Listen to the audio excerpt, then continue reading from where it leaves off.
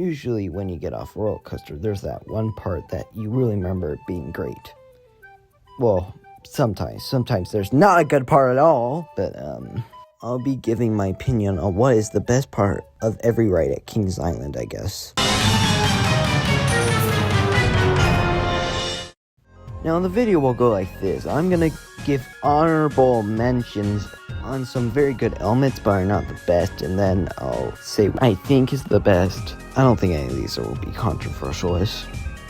Well, maybe 1 or 2 or 3 or 5 or 6 and 7 or 8 or 9 and 10, 11, 12, 13, 14, 15, 16, 17, 18, 19, 20, 21, 20, 23, 24, 25, 26, 27, 28, 29, 30, 31, 32. Now, this one's pretty easy. Pick the best element on it because there's only 4, technically 2, but we're still gonna do this one. And I would say the best element on this is the loop, because in the back row on the return trip, it throws you over the hill like crazy. I mean, the Cobra Rolls is okay, but it's not very as tense as Loop is. Loop is crazy. It's very good. And the drop is cool, but it's meh. It's meh. Now, most people would say the best part of Banshee.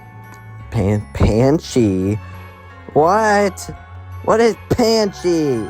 Now, most people would say the best part of Banshee is the slow roll at the end, which is a good part, but I mean, I normally get hang time on it. Probably because I always shove down the vest restraint onto me, because I'm scared. Instead of that, I would say my favorite part is the pretzel knot. It's really intense and fun.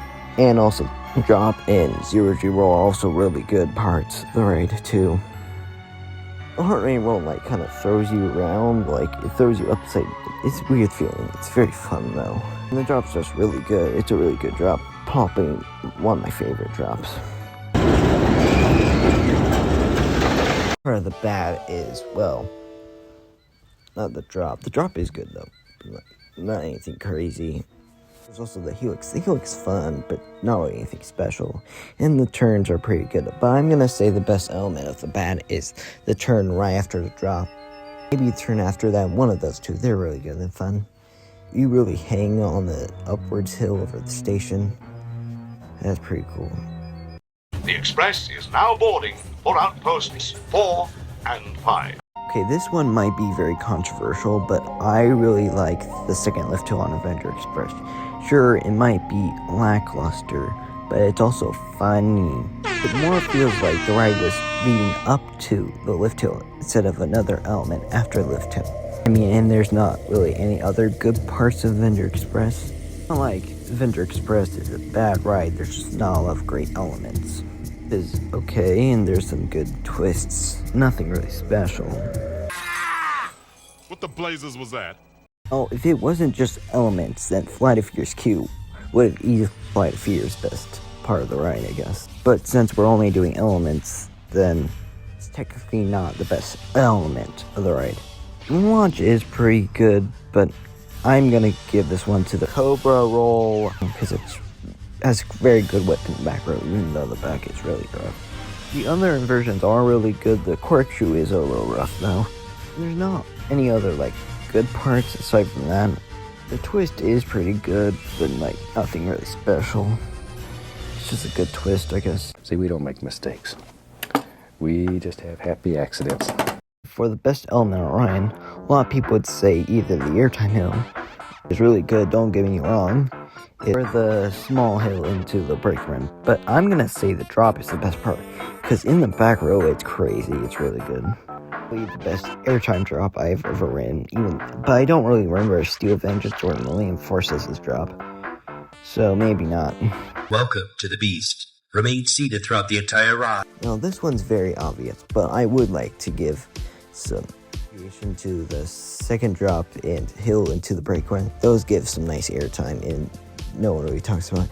And the drop is really good too. So is the turn out of the station. And the rest rides, The tonal turn is pretty good though. I do like that one. That's a very fun element. Especially in night rides. Only during night rides really. And of course, the best element of the Beast is the Helix. Because it's the best. Part the Beast. It's intense, it's fun, it's dark, if it's night ride, it tries to knock your head off. Glunt Stunt Coaster is definitely not one of my favorite roller coasters in the world. It's a good ride, but I don't really care for it. There are some good elements like the janky little small turns and the indoor parts and the drop under the bridge. Those are pretty fun, but it's of course the upward helix after launch it's really good. I mean, it doesn't really make up for the whole ride. Ride's meh, okay. It's fun, but not really something you want to ride every single day. The best part of Mystic Timbers is very hard to decide on. The elements are all great, very similar.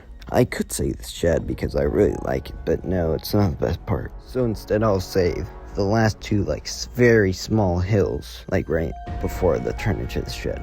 I think that's a double camelback trick track. Maybe not, I don't know. I don't really know coaster elements names, but probably that. Then you better not call yourself a ride warrior. Now, the last one today for Diamondback. Diamondback has a lot of similar ones, but I know what's the best. The drop is good. The drop is great. I'm gonna say it's probably the second hill on Diamondback because it definitely throws you in there most, it feels like. Definitely not the last two hills on the right after the brake run. Those suck. And the Houston Splashdown is pretty good too. But yeah, definitely the second hill. The first hill is good too, but not as good as the second hill.